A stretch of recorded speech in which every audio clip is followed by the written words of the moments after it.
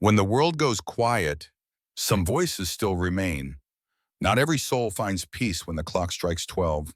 There are stories hidden in the shadows, whispers drifting between the living and the forgotten. Some stories linger, some souls don't leave. Welcome to Stillness After Midnight, where every silence tells a story. If you're drawn to the mysteries that stir after dark, the voices that echo when the world sleeps, subscribe now and join us as we listen to the souls who still have something to say, because in the stillness, the truth finally speaks. Have you ever been in love?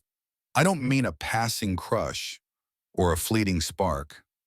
I mean the kind of love that rewrites the way your heart beats, the kind that makes you want to protect someone more than you want to protect yourself. Have you ever had that and still let it slip away? I did. And the worst part isn't losing them. It's realizing too late what they meant. It's standing in the ruins of your own choices, knowing no one but you put yourself there. If I could go back, if I could grab my own collar, shake myself, scream into my own stubborn ears, I would. I would tell that man to stay, to fight, to choose love, even if it meant tearing down every wall he'd spent years building. But I didn't, and I can't. Now I live, if you can call this living, with the shadow of that decision. It follows me everywhere, whispering all the words I never said, showing me the moments I'll never get back. People tell you to follow your heart. I used to think that was sentimental nonsense. Now, I think it's the only advice worth listening to. This is my story, mine alone, and every word of it tastes like regret. I woke in the dark, not the kind of dark you get in your bedroom at night, where shadows still have shapes and the air still carries the hum of life. This was a darkness that seemed to drink me in, strip me from the world, and spit me out somewhere I had no right to be. There was no sky above me, no ground beneath me, at least not in the way you think of ground. What I stood on felt like nothing, and yet somehow held my weight. Before me, suspended in that endless void, was a staircase spiraling upward into a place I couldn't see. The steps glowed faintly, like moonlight filtered through a thin shroud. The light didn't comfort me. It accused me. My hands were trembling, but not from cold. I told myself I wasn't afraid, but my body knew better. Somewhere high above, a pale glow marked the top, but I couldn't make out what waited there. It could have been salvation. It could have been something worse. And then I heard him. "You're late." I turned and there he was, tall, lean, draped in a charcoal gray coat that looked older than either of us. His face was neither young nor old, his eyes a color I couldn't name. They weren't kind, but they weren't cruel either. They were inevitable. "Who are you?" I asked, though my voice barely carried in that hollow space. "The witness." He spoke the way someone might announce a verdict. "Witness to what?" I asked. He smiled faintly, not like he found me amusing, but like I was finally saying something true. "To everything you've done and everything you've refused to do, every word you should have spoken, every touch you withheld, every choice you ran from. I'm here because you are here." I didn't understand, not fully, but I didn't need to, because somewhere deep down I knew he was right. "Every step you climb," he said, "will bring you closer to what you ran from. Every step you refuse will keep you here." I glanced over my shoulder. There was nothing but an infinite drop into blackness. No sound, no air, just the kind of nothing that feels like it could erase you if you stared at it too long. "Where is here?" I asked. "Not a place for staying," he said. My eyes followed the spiral of the stairs, and that's when I saw it. The first step wasn't empty. A curtain of thick, shifting fog clung to it, rolling and curling like it was breathing. The fog wasn't just white, it was threaded with shadows, shapes that moved too quickly to be solid. I thought I saw a hand in there, then a face, but they vanished as soon as I tried to focus. "What's in it?" I asked. "Only what belongs to you," the witness replied.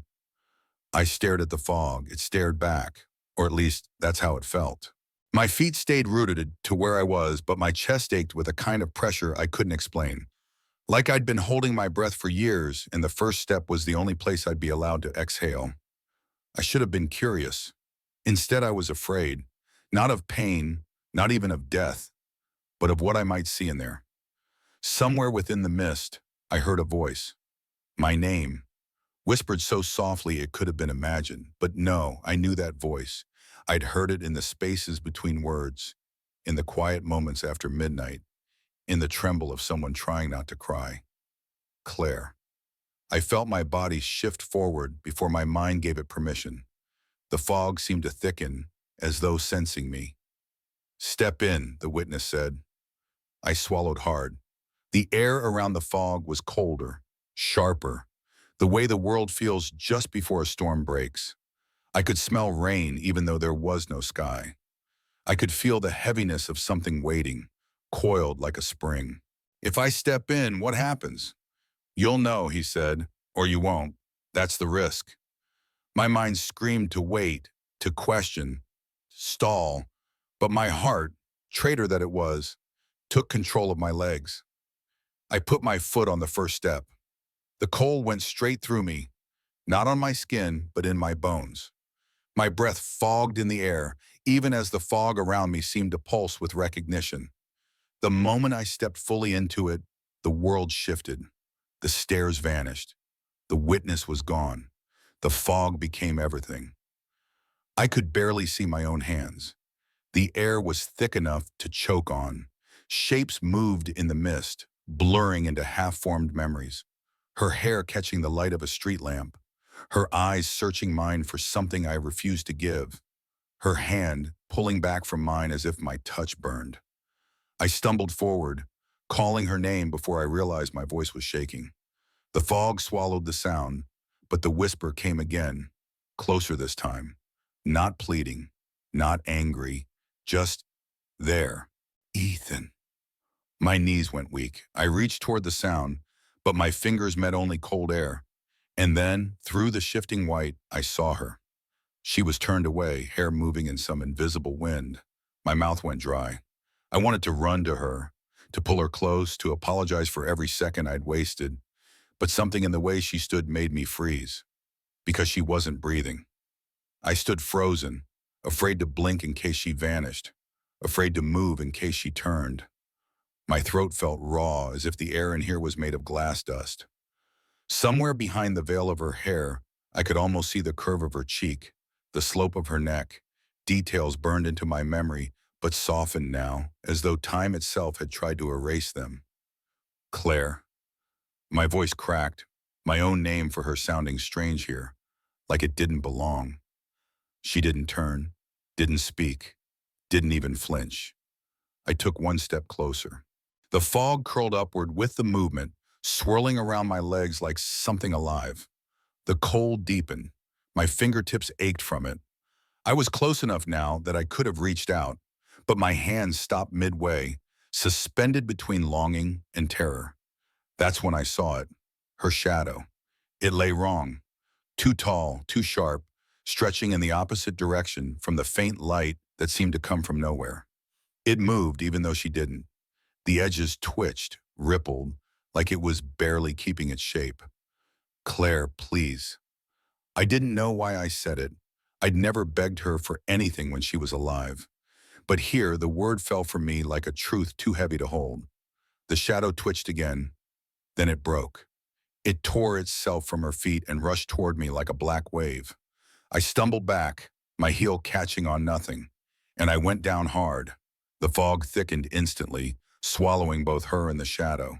The cold was in my chest now, threading through my ribs, and I realized I was holding my breath.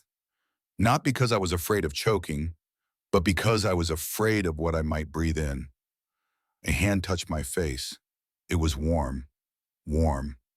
I looked up, and she was there, kneeling beside me. Her eyes, God, her eyes, were the same soft brown I remembered, but there was no relief in seeing them again, because they weren't looking at me. They were looking through me. You're late, she said. Her voice was steady. It didn't sound angry. It didn't sound so. It sounded like she'd known all along this moment would come. I tried. My words stuck. Tried what? Tried to avoid her, tried to live without her, tried to convince myself that walking away wasn't a mistake. She tilted her head slightly, studying me as if I were a stranger. Then she leaned closer, her breath brushing my ear. Do you think love waits forever? I wanted to answer. I wanted to tell her I'd been wrong, that I'd trade everything I had or had ever been for a second chance. But when I opened my mouth, the fog poured in. It rushed down my throat, filling me like water. I choked, my hands clawing at my neck. But it wasn't suffocating me. It was showing me. Memory after memory tore through me in rapid flashes. Claire standing at the foot of my bed, her voice small as she asked me to come with her to the doctor. I told her I was too busy. Claire waiting outside the courthouse in the rain, a smile dying on her lips when she realized I wasn't coming. Claire packing a single suitcase, her shoulders shaking though she made no sound. Each image hit me like a blow. I wanted to push them away, but they clung to me, wrapping around my mind like the fog around my body. The next moment, she was gone. No shadow, no warmth, just me on my knees, gasping in the silence. The fog began to move again, slowly, deliberately, parting down the middle. Through the gap, I could see the second step of the staircase above me, glowing faintly in the dark. But before I could move toward it, the witness stepped out from the mist. You think this is about her, he said, his voice flat, unyielding. It isn't. Then what is it about? I asked, my voice still rough from breathing the fog. It's about the man who could have loved and chose not to. I wanted to argue, but I couldn't, because that man was me. The witness gestured toward the second step. You've taken the first. There are more. I hesitated. My legs felt heavy, my body drained, but something inside me, a mix of guilt, longing, and an ache I couldn't name, pushed me forward. My foot found the edge of the next step, and just before I left the fog behind, I heard her voice one last time. Not soft, not steady. This time it broke. Why didn't you stay? The words followed me up into the dark, lodging themselves somewhere deep, where I knew they would echo long after I reached the top or fell into the black. The second step looked harmless, too harmless. After the choking weight of the bomb, I'd expected more darkness, more threat, something to warn me what I was about to walk into. But this step was drawing clear, almost ordinary. A flat slab of stone glowing faintly beneath my feet, its edges fading into the same black nothing that stretched in every direction. The witness didn't speak. He didn't have to. I'd already learned the steps don't need an introduction. They speak for themselves. At first there was nothing. No sound, no movement. I was almost relieved. Maybe this was the part where I'd be allowed to breathe again, to shake off the cold still gnawing at my bones. And then I heard it, a laugh, soft, light, almost musical. It drifted toward me from somewhere ahead, curling around me in the still air. My shoulders tightened. I knew that laugh. I could place it anywhere, at a crowded restaurant, across a dim bar, under the blanket of late-night rain. It was Claire's laugh, the one that slipped out when she was caught off guard, before she could remember she was with me and try to hold it in. I followed the sound. The black around me began to change, a faint shimmer rippling through it, until I was no longer on the staircase at all. I was standing in the middle of a small apartment, my apartment, years ago. The air smelled faintly of coffee and rain-soaked wool. The light was warm, the way it always got in the hour just before evening. And there she was. Claire sat cross-legged on the floor, sorting through an open box of records. She glanced up at me, smiling, and said something I couldn't quite catch. Then she laughed. That same laugh, bubbling up as if joy had caught her by surprise. I wanted to step forward, to kneel beside her, to tell her that her laugh was the only music I'd ever needed. Instead, I froze, because I knew what came next. The scene shifted, subtly at first. Her laugh lingered too long in the air, stretching unnaturally, like a note held past the point of comfort. The warmth of the room began to fade, the colors draining away until everything was washed in pale blues and grays. I heard myself speak. You shouldn't laugh like that. It was my voice, but it sounded smaller, meaner. Claire's smile faltered. Why not? Because it's not serious, I said. We were talking about something important. Her hands stilled on the records. I just, it was funny, Ethan. Not everything's a joke. I remembered this fight, or rather I remembered ending it before it became one. In the real moment, she'd gone quiet, the air between us cooling, but we'd moved on. Here, in this place, we didn't. Here, she kept looking at me, her eyes dimming. You make me feel like I can't be myself around you. I'd told myself for years that I hadn't meant it, that I was just tired, distracted, carrying too much weight at work. But now, hearing my own voice again, I realized there had been no excuse. I'd wanted control. I'd wanted her to be smaller, quieter, easier to manage. Her laugh, still hanging in the air, began to change. The sound froze, literally. I could see it in front of me now, a shimmering distortion in the shape of a ripple, solidifying into jagged shards of ice suspended in midair. The shards spread outward, encircling her, the light catching on their edges until they glittered like a cage. Claire didn't move. She sat in the center of that frozen ring, looking down at her hands. The temperature dropped.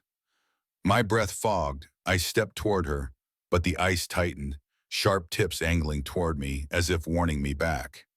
Break it, the witness said behind me. I turned. He stood at the edge of the scene, half in shadow. Break what? He gestured toward the frozen laughter. If you want to move forward, you have to release it. I stepped closer to the ice. The air was so cold it burned. I reached out, and the moment my fingers brushed the nearest shard, pain shot through my arm. Not the pain of cold, but something deeper, older. Images crashed into me again. Claire biting her lip to keep from laughing in my presence, her eyes flicking to mine before she spoke in front of friends, the way her shoulders curled in on themselves when I was in one of my moods. I pulled back shaking. If I break it, what happens to her? The witness tilted his head. You'll find out. I looked at Claire. She wasn't shivering. She wasn't even looking at me. She was somewhere far away, inside herself, the way she'd been in those last months. I hated myself for remembering how relieved I'd felt back then, how easy it was to live with someone who'd stopped trying to shine. The shame was heavier than the cold. I clenched my fist and struck the ice. It didn't shatter. It screamed. A high, piercing sound that was part glass, part human voice, part something I couldn't name. The shards spun wildly, slicing the air. I hit them again and again, each blow pulling more of that scream from the air until it became unbearable. And then, with a final bone-deep crack, the cage broke. The shards evaporated into mist, and Claire's head lifted. She looked at me, really looked at me, for the first time since I'd arrived in this place. But there was no gratitude in her eyes, no forgiveness, just recognition. You can't undo it, she said. I know. She rose to her feet, and the scene began to fade, the warm apartment dissolving back into the endless black. The staircase reformed beneath my feet. Claire was gone. The witness stood at the next step.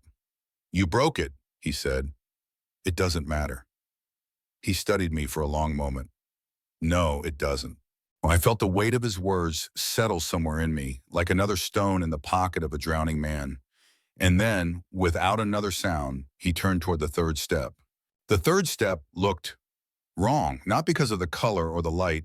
Both were the same muted glow I'd seen before, but because of what sat squarely in its center. A box.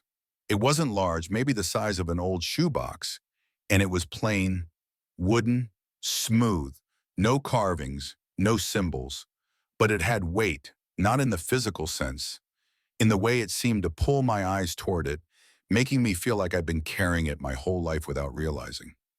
The witness stood just behind me, silent. He didn't gesture this time, didn't tell me to move forward. I think he knew I didn't need his prompting. I stepped onto the third boulder of stone. The moment my foot touched it, the world around me shifted again. The blackness melted away, replaced by a faint amber light and the smell of paper and dust. I was standing in a small, dimly lit room. The air was thick, stale, the way old places feel when no one has opened a window for years. Shelves lined the walls, stuffed with stacks of letters and yellowing envelopes. In the center of the room, the box waited. It was the only thing without dust on it. I moved closer. My pulse had picked up without my permission. The closer I came, the heavier the air felt, until every step seemed to press a hand against my chest. When I reached the box, I saw the lid wasn't locked. In fact, there was no latch at all, just a simple hinge holding it shut. Unlocked, completely unguarded. And all I had to do was lift it, and I knew exactly what was inside. Letters, not from strangers, not from friends, from her. In the first months we were together, Claire had written to me almost every day. Little notes slipped under my apartment door, folded scraps left in my coat pocket, long handwritten pages mailed to my office when she knew I'd be gone. They weren't grand declarations of love. They were moments captured in ink, a description of the way the rain had hit her kitchen window that morning, a list of songs she thought I'd like. One single sentence, sometimes I think about you when I'm crossing the street and it makes me want to walk slower. I had read some of them. I'd kept even fewer. The rest, I'd never opened. Now they were here, all of them. The witness spoke from behind me, his voice low. You could have opened them then. You can open them now. I ran my fingertips over the lid. The wood was smooth, almost warm. My chest ached with something I didn't want to name. When I lifted the lid, the letters weren't neat. They were piled haphazardly, spilling over the sides. Some were sealed, the paper brittle with age. Others were torn open, the writing smudged. I picked one at random, unsealing it with shaking hands. The ink inside was red. At first, I thought it was a trick of the light. Maybe the amber glow in the room was tinting it. But no. The words were written in a dark, rusty crimson, the color of blood left too long in the air. The words themselves were simple. I wish you'd let me in. I set it down, my stomach turning, and reached for another. You're here, but I miss you anyway. Another. Please don't make me invisible. The letters began to blur, not because my eyes were wet, but because the ink itself was running, bleeding across the page until it dripped onto my hands. It wasn't ink anymore. It was warm. My breath caught. The red spread quickly, seeping from the paper to my skin, dripping from my fingertips to the floor. The smell of iron filled the room. I stumbled back, dropping the letters, but the blood clung to me, running down my arms, soaking into my shirt. The witness's voice was closer now. You never locked the box, Ethan. You just refused to open it. I wanted to shout at him, tell him that I'd been busy, that life had been moving too fast, that I'd always meant to read them later. But the truth was louder in my head. I hadn't wanted to know what was inside, because knowing would have meant responsibility. The box tipped on its own, spilling the rest of the letters onto the floor. They dissolved as they fell, breaking into droplets of red that splashed silently against the stone. The blood spread in every direction, creeping toward my feet. The witness didn't move to stop it. I backed toward the edge of the step, my heel finding the cold lip of stone. But I knew I couldn't go back. There was only one way forward. Through the letters, through the blood, through whatever waited on the next step. I took one last look at the box. It was empty now, the lid swinging gently as if mocking me. Then I stepped forward, into the red. The cold stone of the fourth step met my foot, and the room vanished, leaving me in darkness again. But the warmth on my hands didn't fade. The fourth step waited like an accusation. The blood from the previous step was still warm on my hands as I moved upward, the faint glow of the next platform spilling across my face. At first, I thought the step was bare, just stone and light. But as I drew closer, I saw it. A chair. One chair. It was simple, wooden, the kind you might find at a kitchen table in a house where the curtains are always half drawn. The kind that isn't meant to be noticed. It sat perfectly centered on the step, facing me, as if it had been waiting all this time for me to take my place. The witness lingered behind me, his presence like a shadow that had learned to stand. He didn't say anything, but I could feel him watching. I stepped onto the platform, and the world shifted. The chair was no longer alone. It was in a room now, a small, bare room with pale walls and no windows.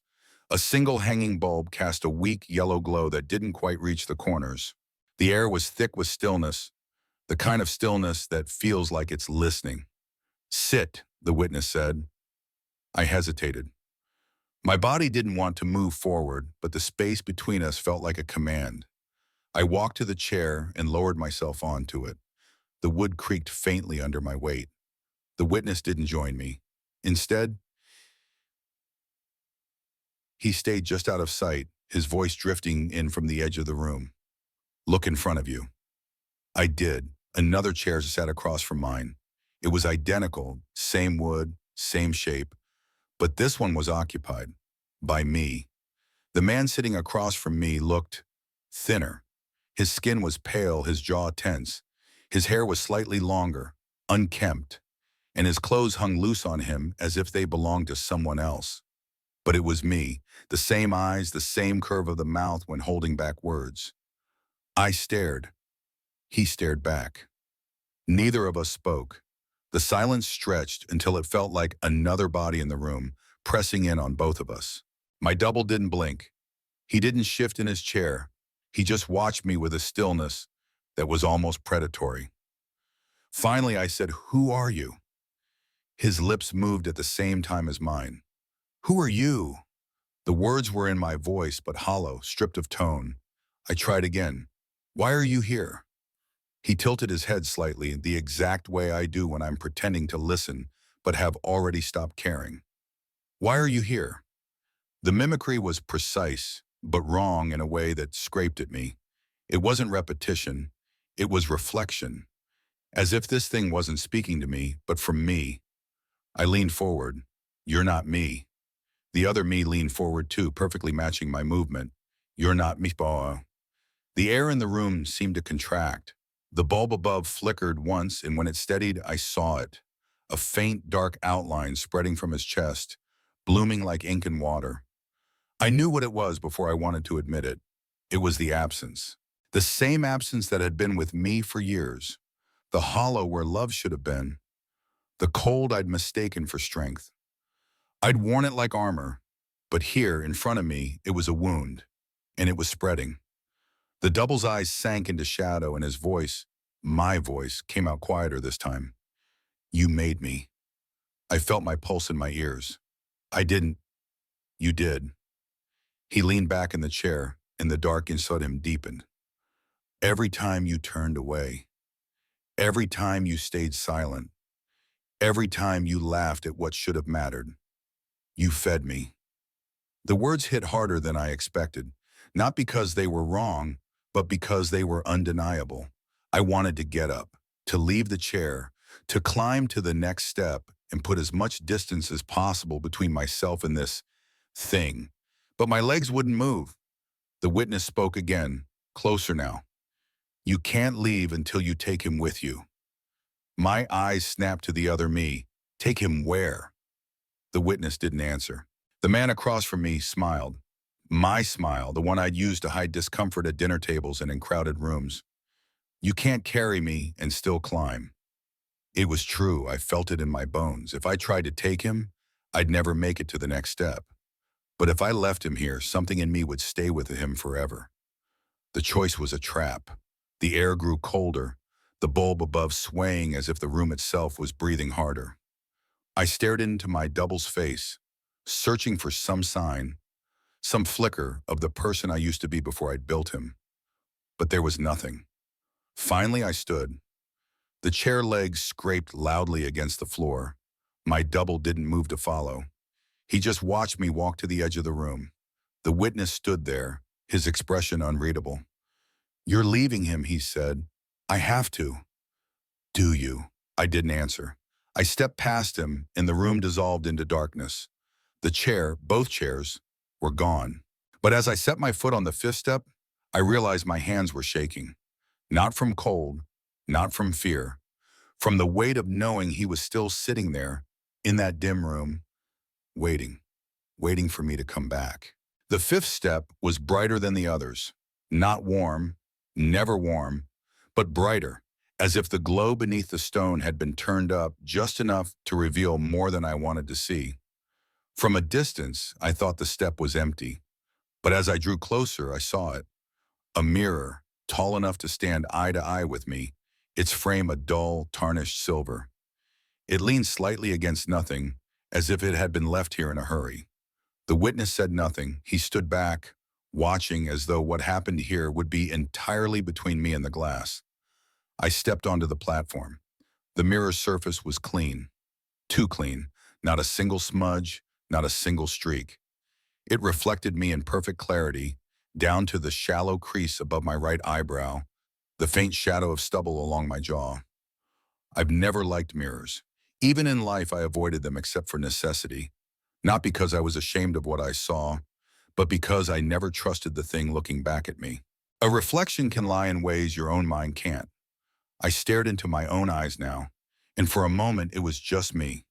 Tired, pale, hands still faintly stained from the red of the letters on the step below. Then the first crack appeared.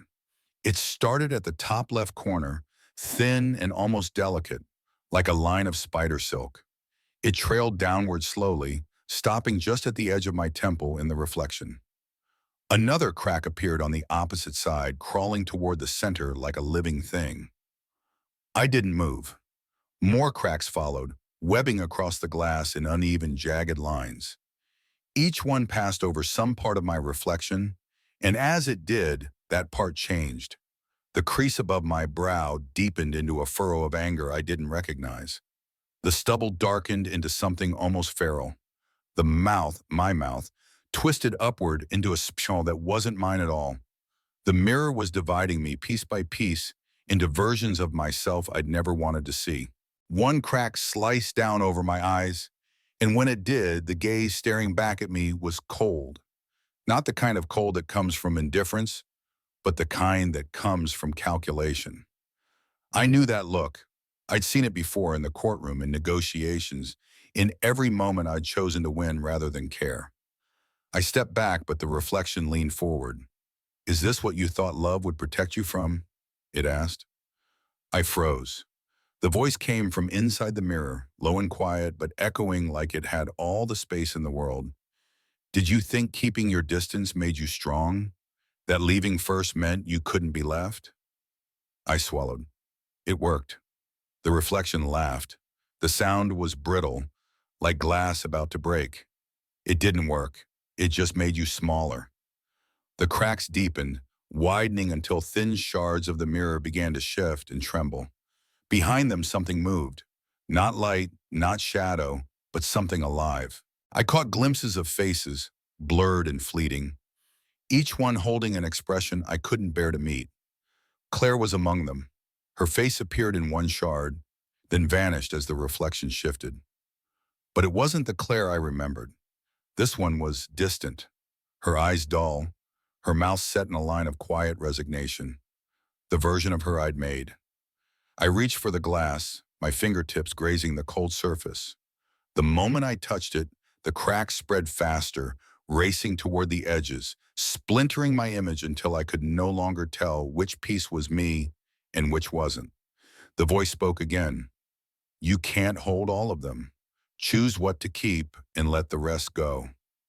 I shook my head. "If I let them go, I'll lose who I am." The reflection's smile widened, and it was mine, perfectly mine. "You already did." The shards began to fall. One by one, they slipped from the frame, dropping into the darkness beyond the step. Each one that fell pulled something from me, a memory, a thought, a habit I'd never questioned. I felt lighter and smaller at once, stripped down in ways I couldn't control. When only a few shards remained, I saw my reflection again. Not fractured, not twisted, just me. But there was no comfort in it, because this version was empty. No anger, no tristesse, no love. Just the shell. The last shard trembled. I reached out instinctively, my palm flat against it, as if I could hold it in place. It was cold enough to burn, but I kept it there until the glass finally slipped from the frame and was gone. The frame remained empty, reflecting nothing. The witness stepped forward. "You look too long." "What happens now?" I asked. "You climb." I hesitated. My hands were trembling again, but this time it wasn't from the cold or the weight of what I'd seen. It was from the fear that the empty version in the mirror had been the truest one all along. I turned away, putting my foot on the sixth step. The glow beneath it pulsed faintly, like a heartbeat I couldn't tell was mine. The sixth step shimmered before I even reached it. At first, I thought it was light reflecting from somewhere above. But the glow wasn't steady. It shifted, rippled, almost like the surface of water catching the movement of clouds. But there was no sky here. There was nothing above except the spiral of stairs winding higher into the black. I stepped forward, and the shimmer thickened into motion. Droplets hung in the air just beyond the platform, suspended like glass beads on invisible strings. They weren't falling. They were rising. Rain moving upward. The witness stood behind me, his voice low. "In life, you never looked back. You only move forward. This one will ask you to do the opposite." I didn't answer. My eyes were fixed on the impossible sight in front of me. Each droplet ascended in perfect silence, pushing against gravity as though time itself had flipped. They carried with them faint traces of color, a glint of orange here, a streak of blue there, like fragments of memory caught in liquid form. The moment my foot touched the sixth step, the rest of the staircase below me vanished.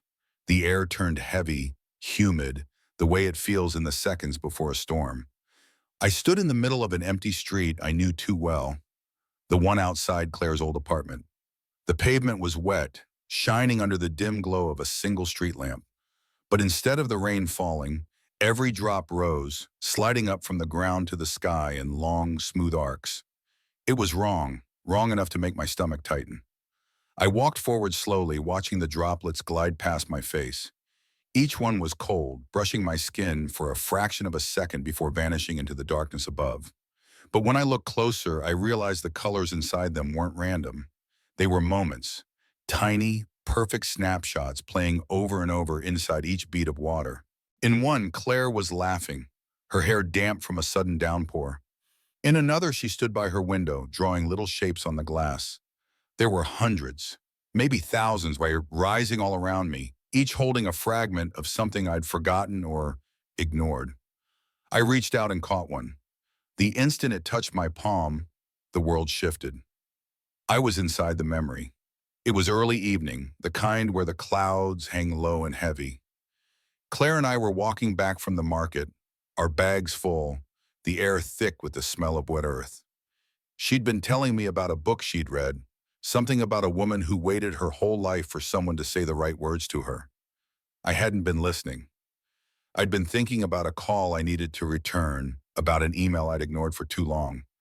I'd nodded in the right places, even smiled once or twice, but I'd given her nothing. Now, standing inside the moment, I could feel the weight of her silence when she realized I wasn't there with her. The memory dissolved, slipping upward out of my hand, and I was back in the street of reversed rain. The witness appeared at the edge of my vision. "You let the moments go upward without you. You never followed them." I ignored him, stepping deeper into the rising storm. I caught another droplet. This time, Claire was sitting on my couch, hair wrapped in a towel, a mug of tea in her hands. She was telling me about her day, the way the light had fallen through her office window, the taste of the bread someone had brought in, the song she couldn't get out of her head. I'd been standing by the window, scrolling through my phone. I didn't look at her once. When the droplet left my hand, it felt heavier than before, like it had taken something from me. I caught another and another. Each one pulled me into a moment I'd wasted, tiny opportunities to connect, to stay, and to be present. And in every single one, I'd chosen not to. The street around me began to fade as I moved forward, the droplets thinning until there was only one left, rising slowly just ahead of me. This one was bigger, brighter, the color inside it deeper than the rest. I reached for it. The moment it touched me, the world went still. I was standing in Claire's kitchen. Rain tapped against the window in the real direction now. Down, but my focus was on her. She was leaning against the counter, arms folded, eyes on me. "Ethan," she said, her voice soft but certain, "I don't think you know how to love someone." I'd laughed then. I remembered it clearly now. The way the sound had felt sharp, cutting through the air. "I'm serious," she'd said, her gaze steady. "You think love is about, what? Big gestures? Or keeping score? You don't see that it's in the small things, the everyday things, and you miss them all." I'd brushed her off, made some joke, turned the conversation. I hadn't wanted to feel the weight of what she was saying. The memory held longer than the others, as if the storm itself was reluctant to let it go. When it finally slipped upward, I stood alone in the empty street again, the droplets gone. The witness emerged from the shadows. "You can't pull them back down," he said. "I know. But you could have stayed in them when you had the chance." "I know that too." He stepped aside, revealing the seventh step just beyond the street lamp's glow. Its light was pale, almost fragile, as if it might go out at any moment. I left the street behind, the sound of the reversed rain fading until there was nothing but the quiet of the staircase again. But in the back of my mind, I could still feel the cold of those moments rising past me, carrying pieces of my life I'd never touch again. The seventh step looked wider than the others. It wasn't much, maybe a few feet broader, but it felt different under my eyes, as if it had been built to hold more than just me. The pale glow beneath it spilled outward, illuminating shapes that shifted slowly in the darkness. People. They stood shoulder to shoulder in a tight formation, facing me. There were dozens, maybe hundreds. Their bodies were solid, their clothes moving faintly as if brushed by a wind I couldn't feel. But where their faces should have been, there was nothing. Only smooth, pale skin stretched from chin to hairline. The witness remained behind me, silent. I didn't need him to explain. I stepped onto the platform, and the crowd stirred. Not forward, not back. Just a subtle ripple through their ranks, the way a field moves when the breeze passes over it. The sound they made wasn't breathing. It was softer, almost like the rustle of pages turning. One figure broke away from the rest and walked toward me. Their movements were deliberate, steady. When they stopped a few feet away, I could feel the heat of their presence, though they made no sound. I couldn't tell if they were looking at me. They had no eyes, but I felt the weight of attention. Then they spoke, not aloud, inside my head. "You never knew my name." The voice was neither male nor female. It wasn't even a voice I could describe, more like the shape of words pressed directly into my thoughts. "I don't know who you are," I said quietly. The faceless figure tilted their head. "Exactly." They stepped aside and another figure emerged from the crowd. This one moved quicker, more impatiently, and when they stopped in front of me, their words slid into my mind like ice water. "You saw me every day, and you never asked how I was." I swallowed, my throat dry. They didn't let me finish. "You thought I was fine, because you wanted me to be." One by one, more figures came forward. Each brought their own truth. "You used me to feel less alone, but you were never there. You smiled at me in public and forgot me in private. You heard my voice and chose your own noise instead." They were people I'd known, some barely, some more deeply, all blurred together in the faceless mass of the life I'd lived. Friends I'd let drift away, colleagues I'd treated as obstacles instead of people, strangers whose kindness I'd accepted without thought. The crowd shifted again, closing in slightly. The air thickened. I felt it pressing on my chest, the collective weight of their unspoken faces. From somewhere behind the first row, a voice I knew cut through. "Ethan." Claire's. I froze. The crowd parted in the center, opening a narrow path.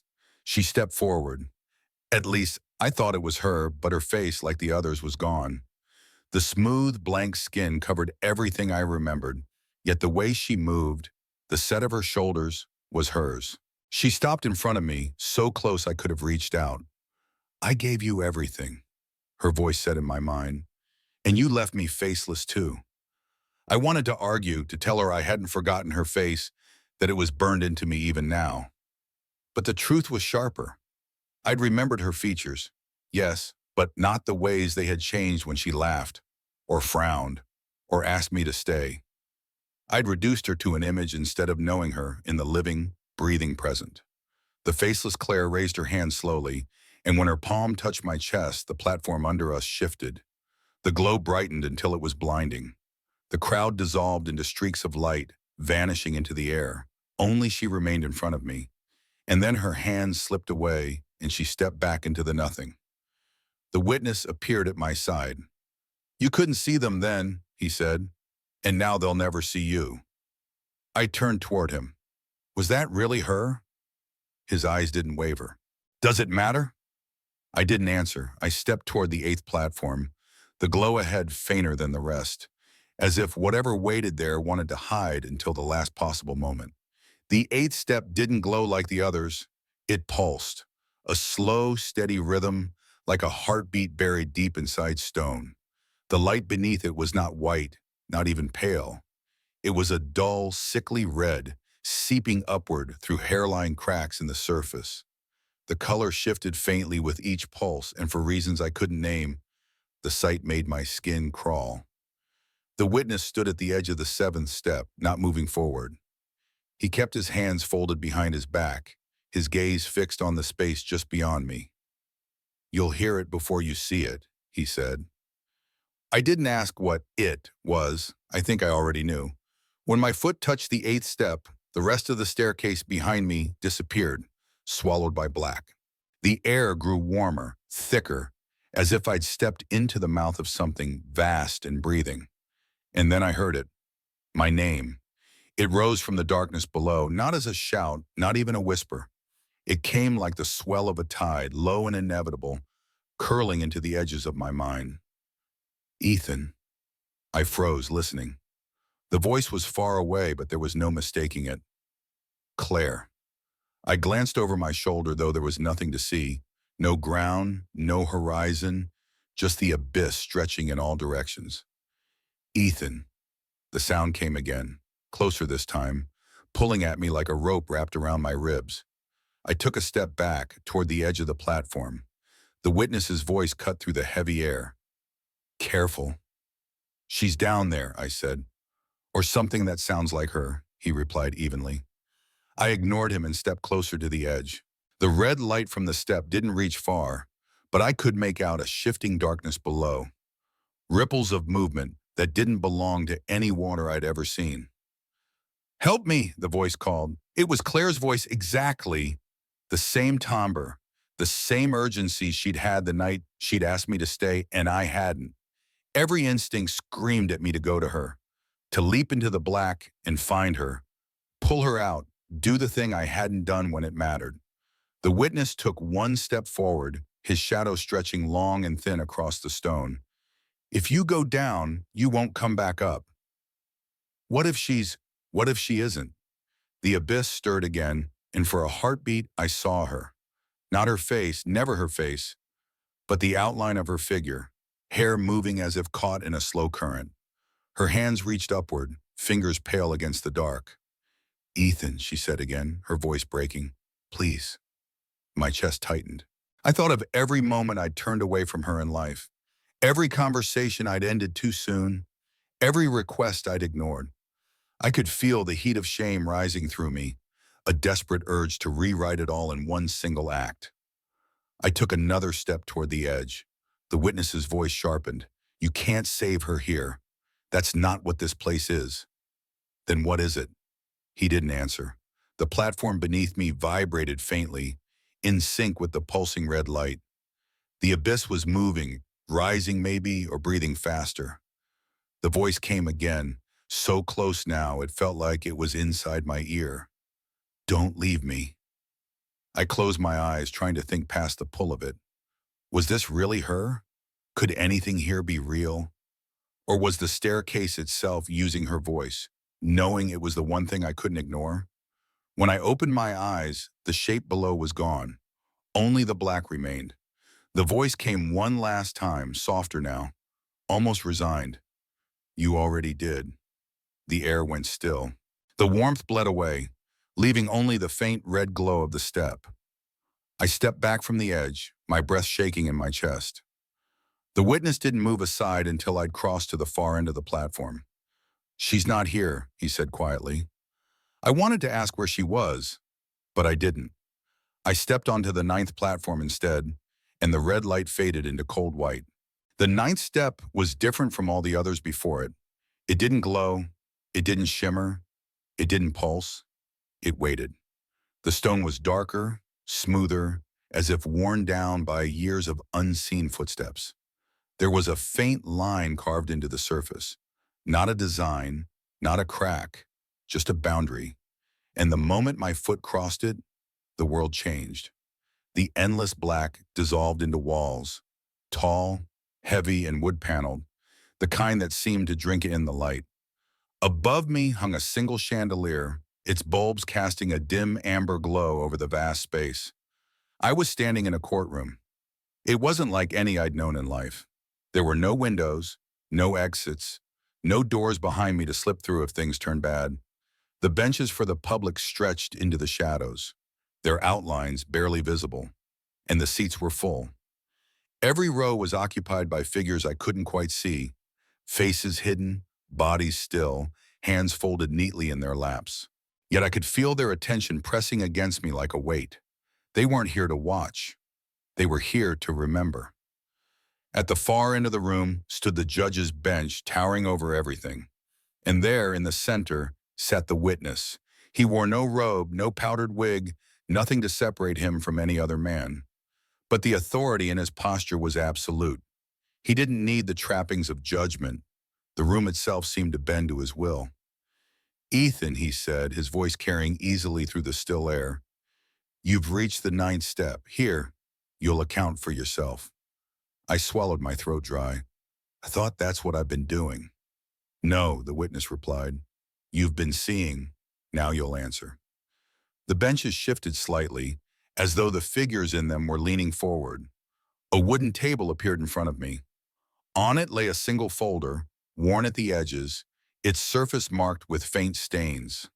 The witness gestured toward it. Open it. My fingers felt heavy as I reached for the folder. The paper inside was yellowed, but the ink was sharp, as if it had been written only moments ago. At the top of the first page was a heading in block letters, the record of withheld mercy. Beneath it, a list of names. Some I recognized instantly. Others were just vague echoes. People I'd known briefly, or perhaps only crossed paths with once. But every name carried a memory, and every memory carried the same thread. A moment when I could have been kind and chose not to be. I flipped to the next page, the record of broken promises. I didn't want to read them, but I did. Each entry bloomed vividly in my mind, the promise to call that I never kept, the commitment to be there that I let dissolve, the assurances I'd given because they were easier than the truth. Another page, the record of silence. This one hurt the most. Not the harsh words I'd spoken, but the words I'd withheld. The nights I'd let her cry without asking why. The mornings I'd left without saying goodbye. The times I'd stayed quiet when speaking might have saved something. The witness leaned forward slightly. You will read them all. I've read enough. No, he said. Enough is what you told yourself when you turned away. Here, you'll finish. I read, page after page. The silence in the courtroom was alive, thick with the sound of my own breath and the faint scratch of paper against paper. The figures in the benches never moved, but I could feel them pressing closer. When I reached the final page, there was only one entry. No heading, just a date and a single line. The night you didn't stay. I didn't need to read more. I knew exactly what it meant. The witness rose from the bench. The record is complete. The benches stirred again, and for the first time I realized the faceless crowd from the seventh step was here too. Not in shape, but in presence. I couldn't see their features, but I could feel the burn of their unseen eyes. Do you wish to contest any of it? The witness asked. I wanted to. God, I wanted to. I wanted to explain that I'd been young, that I hadn't known what I was doing, that life had been moving too fast for me to keep up. But all that came out was, no. The witness's gaze didn't soften. Then step forward. A narrow path appeared between the benches, leading toward a door behind the judge's bench. It hadn't been there before, and I didn't believe it would lead anywhere I wanted to go. But I walked it anyway. The figures didn't speak. They didn't move. They just watched me pass, and the weight of their silence clung to me like wet cloth. When I reached the door, the witness's voice came again, quieter now. The next step will not judge you, it will remember you, and memory can be sharper than judgment. I opened the door. The light of the 10th step waited beyond. The 10th step was narrow, too narrow. The others had given me space to stand, to breathe, to hesitate if I needed to. This one forced me forward, my toes nearly touching the edge as soon as my foot landed. The glow beneath it was dim, almost guttering out, casting long, restless shadows that shifted without cause. The witness stood behind me, but did not follow. "You walk this one alone," he said. His voice sounded farther away than it should have, like the air itself was stretching the space between us. A faint sound reached me. Not footsteps, not breathing. Something sharper. The slow, deliberate scrape of metal against stone. The air chilled. The shadows ahead twisted into a narrow corridor, walls so close I could feel the cold radiating from them. The sound grew louder, steadier. Scrape, pause, scrape. I moved forward, and the darkness in front of me pulled back just enough to reveal a figure. At first, I thought it was another faceless one from before. Tall, still, dressed in a coat that hung heavy on narrow shoulders. But then the light caught the edge of something in their hand. A knife, long, thin, and so polished it seemed to drink in the faint glow around it. The figure's head was bowed, the blade resting loosely at their side. I stopped. "Who are you?" The figure lifted their head slowly, and I froze. It was me, not the fractured reflection from the cracked mirror, not the empty man from the chair, but me exactly as I'd been the night I died. The same clothes, the same tired eyes, the same faint crease between my brows. He smiled faintly, and it was my smile, the one I'd worn in arguments when I thought I'd already won. "You know who I am," he said, my voice, my inflection, my tone. "You're not real," I told him. He stepped closer, dragging the tip of the knife against the stone wall as he moved. The sound set my teeth on edge. Neither is this place. And yet, here we are. I backed away, but the narrowness of the step left me nowhere to go. The knife glinted. "You've been wondering who killed you." The words made my stomach tighten. "I know who—" "No," he interrupted. "You think you know. You think it was someone else. Someone you could call an enemy, but enemies don't kill like this." The blade lifted slightly, catching the light. "People kill themselves long before the body follows," he said. "With choices, with neglect, with silence." He stepped closer until the tip of the knife rested lightly against my chest. "You killed me," he said. I stared at him, at myself, feeling the truth in the words even as my mind recoiled. "I didn't." "You did," he said again, pressing the blade just enough for me to feel the threat of it. "Every time you walked away instead of staying. Every time you chose comfort over courage. Every time you convinced yourself love was weakness." His eyes, my eyes, locked on mine. "You made me." The knife's cold edge slid down from my chest to my ribs, slow and deliberate. I could feel my pulse hammering in my neck. "What do you want from me?" I asked. He smiled again, small and humorless. "Nothing. You already gave it to me. The last night, the alley. That was just the body catching up to the truth." He stepped back, the knife lowering to his side. "You don't have to fear me," he said. "You already are me." And then he turned away, walking down the narrow corridor until the shadows closed around him. The scraping faded, leaving only the sound of my own breathing. When I turned back, the witness was there at the far end of the step, the next platform's pale glow behind him. "You met him?" he said simply. I nodded. "I think I always knew." The witness's expression didn't change. You'll see him again before this ends. The thought tightened something deep in my chest, but I didn't ask when or where. I stepped past him toward the 11th step, feeling the ghost of the knife's cold point still pressed against my heart. The 11th step looked like every other step I'd taken so far. The same stone, the same faint glow, but the air around it felt different. It wasn't cold this time. It was tight, compressed, like the atmosphere before a thunderstorm. There was a hum under my feet, so faint I could almost convince myself I was imagining it. The witness walked onto the platform with me. That was unusual. He'd stayed behind for other steps, letting me face each trial alone. But here he remained at my side. "Don't stop moving," he said. I frowned. "Why?"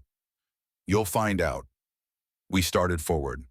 The first step into the 11th platform felt ordinary enough, but the moment my second foot touched stone, the hum under us shifted into a low, grinding vibration. It came from behind, deep and heavy, like something enormous had just woken up. I turned to look. The step I'd just been standing on was gone. Not crumbling, not fading, gone. Only a void remained, swallowing what little light there was. My pulse spiked. "What the hell?" "Keep moving," the witness said, his tone even but sharper now. I walked faster. Another step disappeared behind us with a deep, guttural groan, as if the staircase itself was devouring its own body. The sound came again, and another step was gone. "How far will it go?" I asked. "Until you stop," he said. The platform ahead stretched farther than I could see, the glow of the 12th step barely visible in the distance. I quickened my pace, but the grinding followed, steady and relentless. Every few seconds, another step vanished. It didn't matter how far I moved, the sound was always the same distance behind me, like it was keeping pace on purpose. I began to feel the pull of exhaustion, but the idea of stopping was unthinkable. One pause, one moment too long, and there'd be nothing left under me. As we walked, I noticed something in the stone ahead. At first, I thought it was just an imperfection, a darker patch in the glow. But as I drew closer, I saw it was writing. Words etched into the platform, stretching across the width of the step. I slowed, just enough to read. "Every moment you waste will be taken from you." I didn't know if it was meant as a warning or a threat. Either way, I moved faster. The witness kept pace easily, his stride unhurried, his breathing steady. He didn't look back once. "Does it ever stop?" I asked between breaths. He glanced at me. "No, not for you." The words sank into me heavier than they should have. We passed another carved message. "There is no pause in regret." The steps kept vanishing, one by one, the sound of their disappearance clawing at my nerves. I realized then that it wasn't just the stone being taken, it was the time I could have had. The choices I'd never made. Every step lost was a moment gone forever. Somewhere far behind, I thought I heard voices. Not clear, not loud, just fragments carried on the nothing. Laughter, conversations, words I'd once heard and ignored.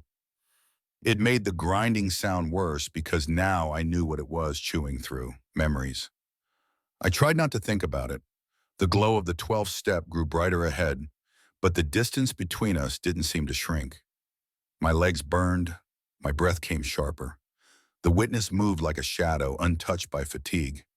Then he stopped. I almost kept going without him, but something in the stillness of his pause made me turn. The last remaining step behind us was trembling. Cracks spiderwebbed through it, the glow leaking out in thin lines. I could see the void pushing up from underneath, eager to swallow it. In the faint light, I saw something else. Hands. They were pale, thin, reaching up from the black. Dozens of them, grasping at the edges of the stone. Some clawed, some shook, some simply lay limp against the side. "What is that?" I asked, my voice low. The witness's gaze didn't shift. "Every person you left waiting." The hands twitched at the sound of his voice. "They called for you," he continued, "and you didn't come. They waited anyway. And then, eventually, They fell. The step gave one final shudder. The hand slipped away into the void, vanishing without sound. The grinding came again, and the step was gone. I turned back to the path ahead. The 12th step was closer now, close enough that I could see the faint curve of its edge. The witness began walking again, his pace unchanged. I followed, not daring to slow. As my foot touched the 12th platform, the grinding stopped. The air stilled. Behind us there was nothing. No steps, no sound, only the dark. The witness looked at me, his expression unreadable. "You made it." "For now," I said. He didn't disagree. The 12th step glowed differently. It wasn't the pale white of most platforms, or the dull red of the abyss. This light was warm, deceptively so, the kind of glow you see spilling from a window late at night, promising shelter. It was the first step that didn't look like it wanted to hurt me. The witness didn't speak this time. He stayed just behind me, watching as I stepped forward. The moment my foot touched the platform, the light swelled, flooding outward. The dark around us faded, and suddenly I was standing in a room I knew. Claire's living room. It was exactly as I remembered: the low bookshelves, the soft gray couch, the coffee table scattered with open books and half-empty mugs. Rain pattered against the window. Real rain falling downward, not the strange reverse storm from before. The air smelled faintly of her perfume, and under it the sharper note of fresh coffee. She was there, sitting on the couch, her legs folded beneath her, a book open in her lap. Her hair was pulled back loosely, strands falling around her face. She looked up as I entered, and for a moment the years fell away. "Hi," she said, smiling. I stood frozen in the doorway. My mouth was dry, my chest tight. "Claire, sit with me," she said, patting the space beside her. I moved slowly, almost afraid the scene would vanish if I blinked too long. When I sat down, the couch sank softly beneath me, exactly as it had in life. She closed her book, setting it on the table, and turned toward me. "I've been waiting for you," she said. Her voice was exactly the same warmth, the same rhythm, and yet something was wrong. It wasn't in her tone or her posture.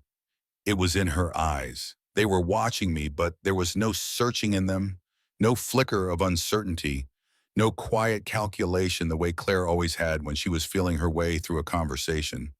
These eyes were steady, too steady. "How long have you been here?" I asked. "Long enough," she said simply. "Waiting for me?" "Always." She reached out, her hand warm against mine. It should have comforted me, but the warmth was constant, unchanging, like holding something that had been heated to a specific temperature and left there. Human warmth shifts.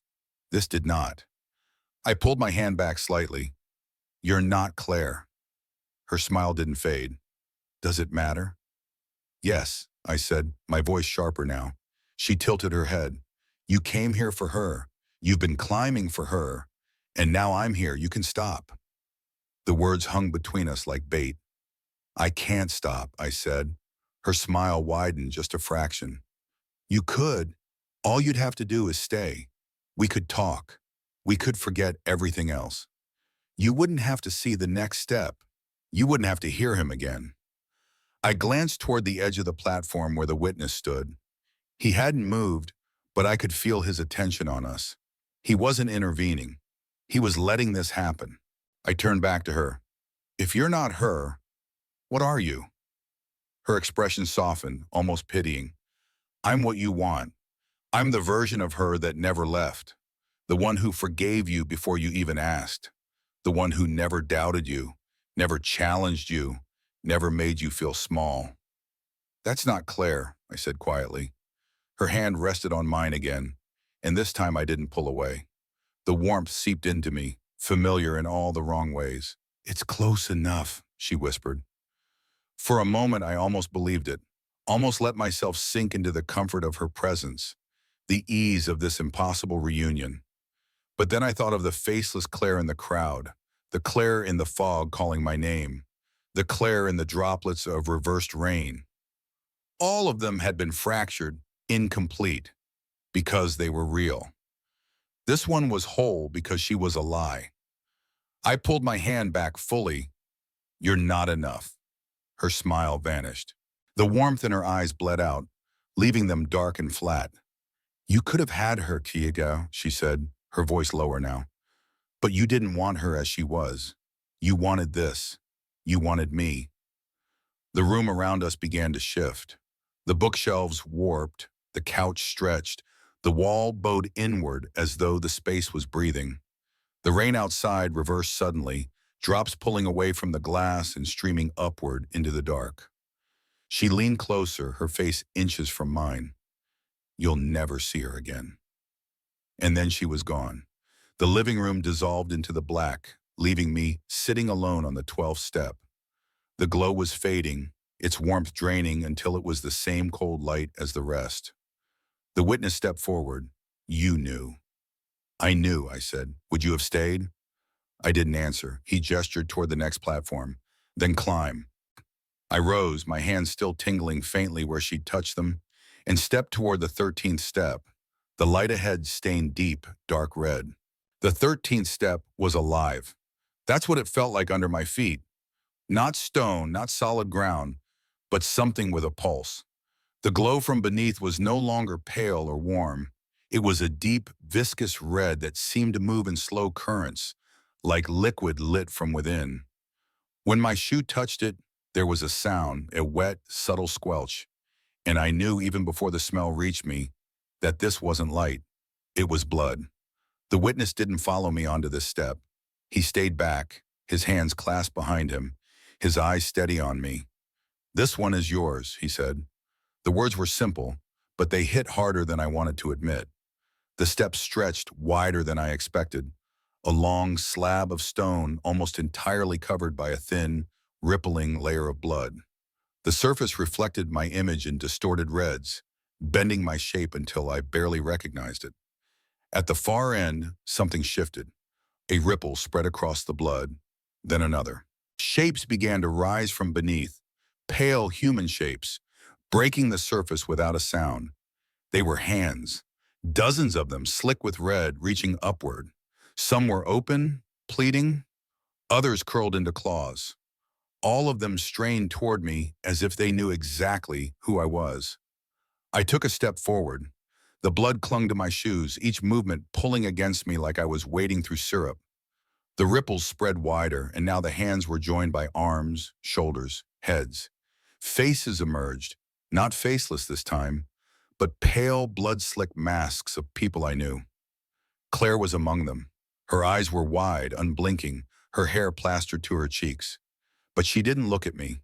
She looked past me, as though I were just another shape in this red sea. I reached toward her, but the blood resisted, thickening around my legs. My fingertips stopped just short of hers. The witness's voice came faintly from behind. Every one of them bled because of you. My throat tightened. I didn't kill. Not in the way you think, he interrupted. You drained them, slowly, with neglect, with selfishness, with every choice that kept you comfortable while they starved for something you could have given. The shapes moved closer, their hands brushing against me. I could feel the weight of them. Not just physical, but the pull of memory, each touch sparking an image in my mind. Claire sitting on the edge of the bed, waiting for me to say something I never did. A friend staring at the phone that would never ring. My father turning away after the last time I told him I was too busy. Each memory left a fresh streak of red on my skin. I tried to step forward again, but the blood had grown thicker, pulling me down. The hands gripped my legs now, not to drag me under, but to hold me still, to make me face them. Claire's voice rose above the silence. You took until there was nothing left. I looked at her, desperate for some sign that she could forgive me, but her expression didn't change. The witness stepped onto the edge of the platform, just outside the reach of the blood. You can leave this step when you admit what you were. I met his eyes. What I was? He nodded. Not a lover, not a friend, not a son, just a taker. The words hung in the air like a blade. I wanted to argue, to point out the times I'd given something, anything, but the truth was heavier than my excuses. I was a taker, I said, the words catching in my throat. The hands loosened. The blood beneath me thinned just enough for my legs to move. The shapes began to sink back beneath the surface, their faces vanishing into the red. Claire was the last to go. She didn't look at me as she disappeared. When the blood was still again, I stepped forward. The 13th step ended and the 14th waited. Its light bright, almost blinding after the dark red behind me. The witness joined me once more. 2 steps left, he said. I didn't ask what they held. I didn't want to know. The 14th step shone with a light I hadn't seen since the start of this climb. Pure white. So bright it felt like it could burn the shadows off my skin. But there was no comfort in it. It was the kind of white that belongs to empty rooms and unmarked graves, to spaces so clean they feel stripped of life. At its center stood a door. It was tall, almost reaching a ceiling that wasn't there, and white from edge to edge. No handle, no hinges, just a seamless surface with the faint outline of where it should open. The witness stayed at the edge of the 13th step. This one opens only once, he said, and when it does, you'll see what's left. What's left of what? I asked. Of you. I stepped onto the 14th platform. The light seemed to intensify, swallowing the edges of my vision until the staircase and the witness were only faint shapes behind me. The door loomed ahead. As I approached, I saw something etched faintly into its surface. Not words, but marks. Thin, shallow scratches, some in neat lines, others jagged, desperate. I realized they were tally marks. Hundreds of them, maybe thousands, carved by someone who had been here before me. I reached out. My fingers brushed the surface and the light around me dimmed instantly. The door shivered under my touch, then began to open inward.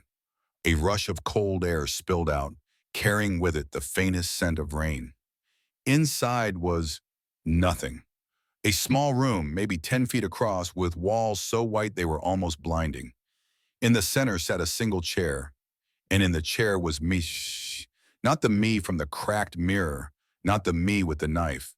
This version was still, slouched slightly forward, eyes open but unfocused. His hands rested on his knees, fingers loose. I stepped closer. What is this? The figure didn't move. His breathing was so faint I could barely see it. The witness's voice came from the doorway behind me. This is the man who stopped climbing. I turned to look at him. Stopped? Some people reach this step and never open the door. Others open it and stay inside. They think they've found the end, that nothing worse waits ahead. I glanced back at the figure in the chair. How long has he been here? The witness didn't answer. He didn't need to. The tally marks on the door had already told me. I stepped closer to the chair. The man's eyes, my eyes, shifted slightly, just enough to meet mine. There was no recognition in them, no spark of anything human. Why would anyone stay here? I asked quietly. Because it's quiet, the witness said. Because it's still. Because after everything they've seen, they decide this is enough. The man in the chair blinked once, slowly. His lips moved, but the sound was so faint I had to lean closer. Don't go, he whispered. I straightened. Why not? There's nothing after this, he said. I shook my head. There's one more step. That's what they want you to think, he replied, his voice flat. I looked at the witness. Is he lying? He's telling the truth he chose, the witness said. It doesn't have to be yours. The man in the chair leaned back slightly, eyes never leaving mine. If you go, you'll see it all, and you'll wish you hadn't. The words landed like cold water down my spine. I stood there for a long moment, caught between the pull of the empty room and the pale glow spilling in from outside. Finally, I stepped back.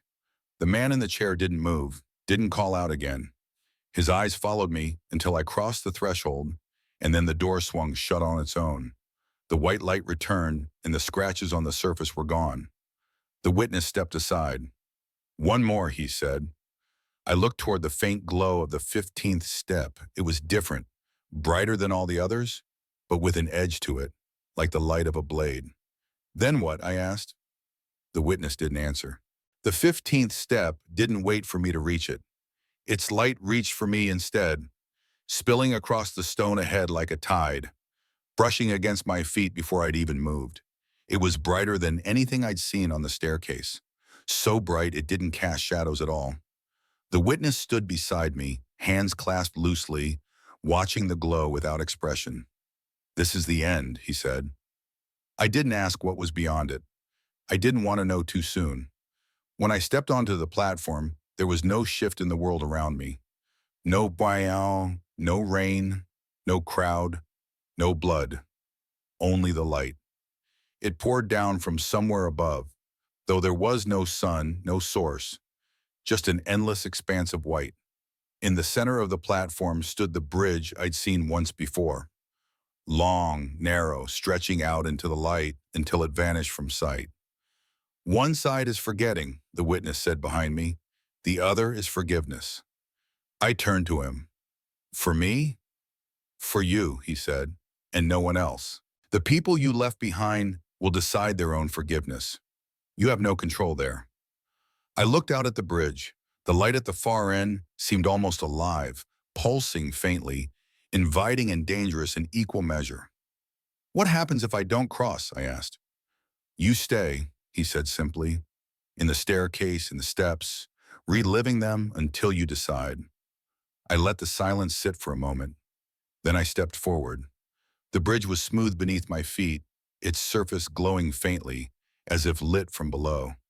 The light ahead grew stronger with each step, and with it came the weight, not on my legs, but inside me.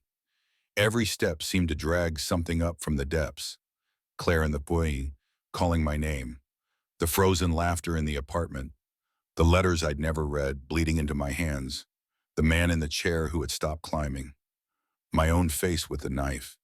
Each memory pressed against me, slowing me down, whispering in voices that weren't quite my own. "You could have stayed. You could have tried. You could have been more." Halfway across, the bridge narrowed, forcing me to move slower. The light ahead shimmered, and for the briefest moment, I thought I saw her there. Claire, she wasn't smiling, but she was looking at me. I wanted to run to her, but my feet were heavy, the surface beneath me sticky, as though the bridge itself was holding me back. My chest burned with the effort of moving forward. And then her voice came, not from ahead, but from somewhere inside the light. "You can't change the ending," she said, "but you can change the reason you live with it." The words hit harder than any judgment the witness had spoken. I thought of all the times I'd measured love by what it gave me, never by what I gave it. All the times I'd left, thinking I was protecting myself, not realizing I was carving pieces out of my own life. I took another step, and something strange happened. The weight didn't lessen, but it shifted. It was no longer a burden pressing me down. It was something I carried willingly. I kept moving. When I reached the center of the bridge, the light surged, swallowing the edges of the world until all I could see was white. And in that white, shapes appeared. Not people, not places, but moments. The kind I had wasted. A smile over coffee I hadn't returned. A hand on my shoulder I'd shrugged off. A question I'd ignored. They moved past me, one by one, and for the first time I didn't turn away from them. I let them pass through me, each one leaving a mark. Not a wound, a reminder. When I stepped into the final stretch, the air changed. It felt clean in a way I'd almost forgotten, like the first breath after rain. The witness's voice came from far behind me, carried on the light. "You were wrong about love, Ethan." "I know," I said. "You thought it was weakness." "I know." "What is it?" I didn't hesitate. "It's the only thing worth being strong for." The light ahead opened fully now, and I realized there was no figure waiting for me. No Claire, no reunion, just the far edge of the bridge and the white beyond it. The last step was the hardest. Not because of the weight, but because of what I was leaving behind. The staircase, for all its cruelty, had been the only place I'd seen her since I died. Crossing meant letting her go for good. I took it anyway. When my foot touched the far edge, the light didn't blind me. It wrapped around me, warm for the first time. Not a promise of salvation, not a reward, just the quiet acceptance of what I'd done and what I hadn't. And in that moment, I understood the truth. The witness had been leading me to all along. You can't go back, you can't undo, but you can decide what kind of person you'll be with the time you have, Sharon, even if that time is only in memory. The light thickened and the bridge vanished beneath me. The last thing I heard before everything went still was Claire's voice, softer than it had ever been. Don't make the same mistake twice. Thanks for watching the whole video. Please give me a like and subscribe to the channel to watch more interesting stories.